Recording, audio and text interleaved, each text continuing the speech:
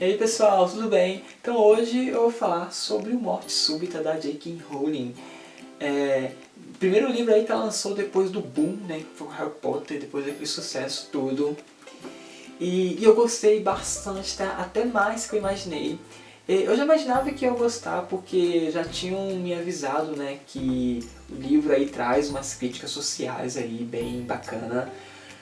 Mas ele me surpreendeu, tá? Eu sei que muita gente não gostou desse livro. Lá no Scooby mesmo eu dei uma olhada assim antes de ler o livro e a metade das pessoas criticaram o livro. Mas eu gostei. Eu achei que tem muitas coisas aqui nas entrelinhas e já já eu vou falar um pouquinho delas pra vocês, tá? É uma trama diferente, totalmente diferente do Harry Potter. É um livro adulto.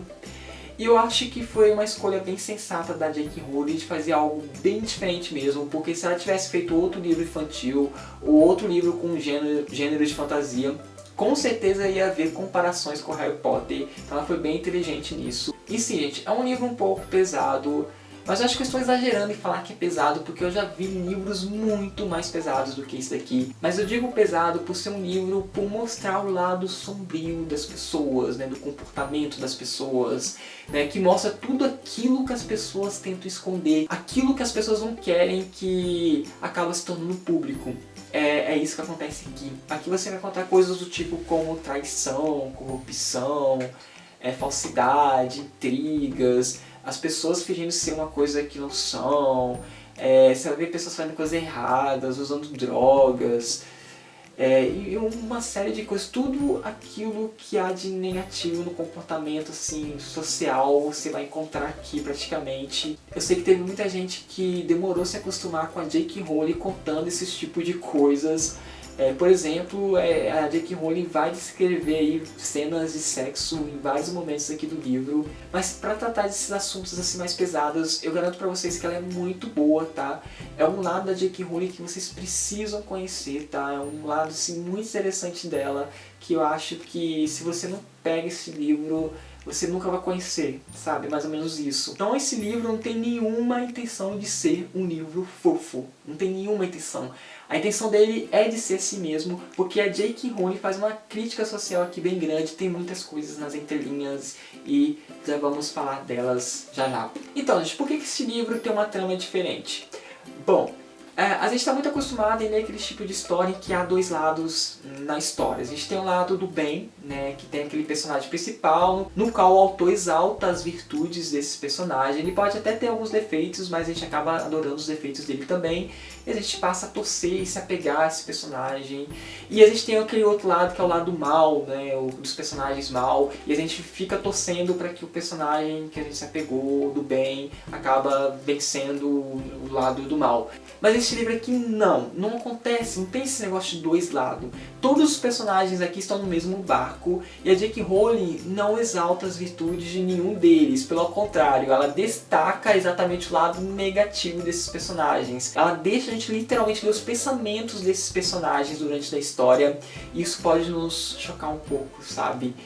Porque se a gente parar pra pensar, essa é a realidade. Uma crítica que ela faz aqui que eu acho bem bacana, que a gente pode até fazer uma comparação com o que está acontecendo ultimamente aqui no Brasil. Aliás, sempre aconteceu, mas parece que ficou mais forte com o Facebook, com a internet. A gente vê as pessoas apontando o dedo umas para as outras. Então a gente vê um personagem aqui apontando o dedo pro outro personagem e este aponta pro outro, que vai apontando pro outro, e isso acaba virando um círculo, até que a última pessoa deste círculo acaba apontando o dedo de volta para a primeira pessoa que começou a apontar. Então vira um círculo. E a gente vê isso o tempo todo no Facebook, as pessoas falando mal das outras, xingando as pessoas lá nos comentários, essas coisas todas. Tudo isso para se sentirem melhor com os seus defeitos. É mais ou menos isso que o livro faz aqui.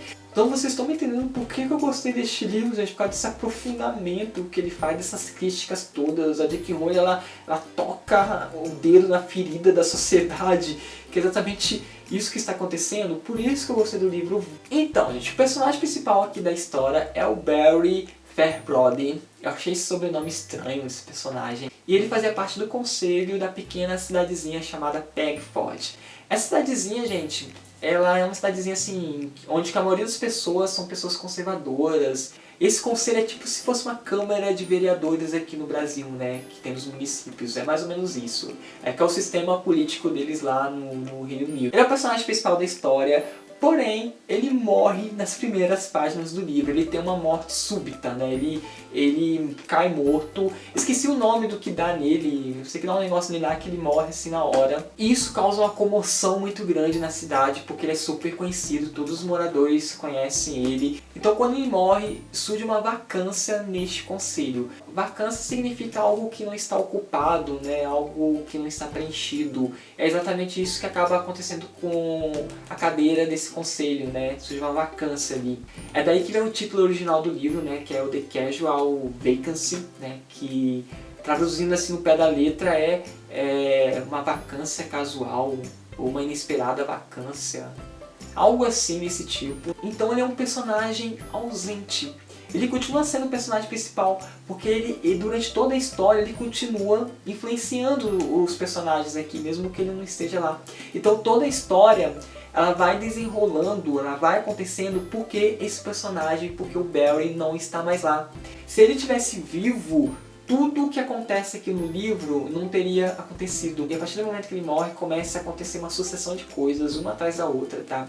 Então a gente percebe que o Barry, ele é como se fosse um pilar. O pilar que sustenta toda a harmonia desse vilarejo, né? Mesmo os moradores escondendo segredos uma das outras, sendo falsas uns com os outros, essas coisas todas, fazendo coisas erradas com os outros, sem os outros saberem, isso tudo, havia uma harmonia, né? Havia um equilíbrio. E a partir do momento que o Barry morre, né, esse equilíbrio ele acaba, né? Acaba surgindo um caos ali e vários segredos acabam sendo revelados. E uma coisa que a J.K. Rowling faz aqui que é bem interessante é que quando o segredo é revelado, automaticamente outro passa a ser revelado por causa do outro. E isso faz a gente pensar numa coisa, a gente nunca sabe quando um segredo é o pilar que sustenta todos os outros. Isso é bem interessante, isso num livro, assim, você vendo isso, como vai acontecendo e vai se desenrolando. E também a gente pode dizer que o Barry, pegando aqui emprestado as palavras aqui da sinopse do livro, a gente pode dizer que o Barry ele é como se fosse a peça principal de um dominó. Quando ele cai, né, todas as outras peças começam a cair. Então, gente, depois desse momento filosófico aqui em relação ao livro, os moradores então decidem fazer uma eleição, né, para colocar alguém no lugar lá no conselho. Mas tudo isso acontece assim no momento em que a cidade estava dividida por causa de um problema aí que envolvia um bairro chamado Fields, que ficava no mesmo distrito de Pegford, né? Ou seja, esse bairro pertencia a esse vilarejo. Então, gente, o que aconteceu? Pegford, na verdade, é um distrito, né? Ela pertence a uma outra cidade, uma cidade bem maior, uma cidade bem grande.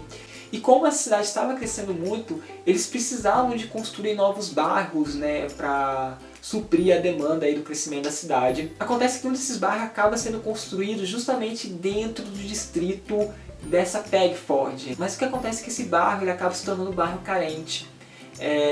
As pessoas que moram lá não têm muitas oportunidades e acabam morando muita gente pobre.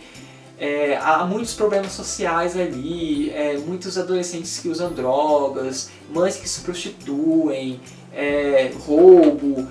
E é claro que os moradores que eram super conservadores e que se orgulhavam de ser pessoas certinhas, né, bons cidadãos, eles não estavam gostando nem um pouco desse bairro e queriam de qualquer forma se ver livre desse bairro. Então por isso eles estavam nesse conselho discutindo uma proposta para enviar, né, para o município, para a sede do município, para rever os limites, né, do distrito e fazer com que esse bairro, né, esse bairro carente, ele passasse a se tornar novamente da cidade principal. Mas nem todo mundo que vivia em Pegford concordava com isso. Havia aquelas pessoas que achavam isso covardia, simplesmente abandonar o bairro. E pelo contrário, elas queriam que o bairro continuasse pertencendo a Pegford, que eles deveriam ajudar esse bairro, deveriam fazer alguma coisa pelos moradores, deveriam dar mais atenção para esse bairro. E o Barry, que morreu, né, ele era uma das pessoas que defendiam isso. As pessoas que defendiam que esse bairro continuasse a pertencendo Pegford queria colocar o seu candidato lá para defender isso, e o lado ao contrário queria que uma pessoa vencesse para continuar defendendo o lado deles. Então isso que acontece nesse jogo político lá. Aí a J.K. Rowling ela vai começar a dar um destaque maior para os adolescentes aqui da história. São 5 adolescentes, se não me engano. E todos eles têm assim, um papel muito importante aqui pro desenrolar da história, gente. Vocês vão entender isso só no final do livro, tá? Eles são muito importantes. Mas dois adolescentes aqui, que é o Bola e o Andrew, cada um deles é filho de um candidato, né? E eles tinham uma coisa em comum: todos os dois não gostavam de seu pai, né? Eles não tinham uma relação muito boa com o pai de cada um. O pai de Andrew sempre batia nele, batia na mãe dele, xingava ele. É bem triste a situação que o rapaz passa assim em casa. Aí um dia, depois de uma briga, para se vingar do pai, o que ele faz? Ele entra no site do conselho. Esse conselho lá tem um site onde eles põem as notícias, divulgam as coisas e tal. O pai já era candidato, né, aí, e ele acaba hackeando o site usando uma técnica aí, assim, bem simples, que se chama injeção SQL, que é uma técnica de hackear, mas ela só funciona com sites que tem uma segurança bem fraca ou sites mais antigos. E usando o pseudônimo de O Fantasma de Barry Fairbrother, ele começa a divulgar os segredos do pai dele. Então vocês imaginam o que vai acontecer no dia seguinte. E não vai parar por aí, tá? Nesse site vai surgir outros segredos e um segredo vai puxando o outro e vai acontecendo coisas, um atacar o outro. Então, essa primeira parte do livro aqui, gente, eu diria que toda essa parte aqui do livro é bem cansativa. Mas eu logo coloquei na cabeça assim, não, é a autora preparando o ambiente para o que vai acontecer aqui. E eu estava certo, porque quando chega aqui, né, o negócio esquenta totalmente, acontece várias coisas.